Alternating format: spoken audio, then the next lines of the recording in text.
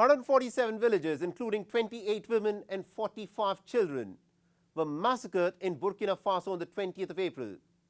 The figure is more than twice the official figure of 60 deaths. Survivors, interestingly, have blamed the Burkinabe security forces for the carnage. The Burkinabe military government, though, has condemned the barbaric act and has urged for a full inquiry. Now, some are of the opinion that the terrorists attired in the Burkinabe army fatigues could have carried out the attack. One of the world's most volatile countries, Burkina Faso, has been battling Islamist insurgency for close to a decade. Now that a full and impartial inquiry has been called, the question is this: will the perpetrators behind this gruesome massacre be brought to justice? In one of the worst attacks on civilians in the West African nation of Burkina Faso, 136 people were massacred in the northern village of Karma on the 20th of April. Armed men dressed in fatigues of the Burkinabe's armed forces reportedly slaughtered the unsuspecting villagers in a carnage that lasted for more than 6 hours. Survivors of the massacre at a press conference about a week later blamed the Burkinabe security forces for the killing. On April 20th, around 7 a.m., I was at the well washing my clothes. We saw many motorcycles coming, followed by big trucks. Some people said we had to run away.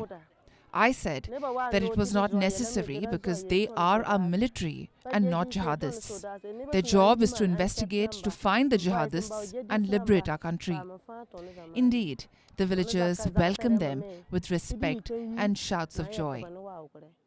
The joy was short-lived, as more than 100 died in the ensuing carnage, including babies on the backs of their fleeing mothers. Babies died on the back of their executed mothers. The carnage lasted more than 6 hours before the soldiers left the village of Dinguiri. The survivors were able to leave after their departure, while some of the wounded were transported to the regional hospital of WION by the survivors. Others could not be evacuated and succumbed to their injuries. 11 more were killed the same day by assailants. 6 in Dinguiri village, 2 in Mene, and 3 on the road between Oihuga and Barga. The toll is likely to climb higher, considering information is still awaited from some villages in the area. Especially noteworthy is the timing of the bloodbath that followed a jihadist attack on the 15th of April. That attack claimed the lives of 40 Burkinabe troops and volunteer auxiliaries in the same region. According to survivor accounts, the assailants suspected the Karma villagers of sheltering terrorists, and hence the blowback. Burkinabe armed forces for close to a decade have been battling an Islamist insurgency by groups affiliated with Al-Qaeda and the Islamic State, who are believed to have infiltrated from neighboring Mali since 2015. More than 10,000 civilians and members of the security forces have been killed in the conflict since then. At least 2 million people have been internally displaced.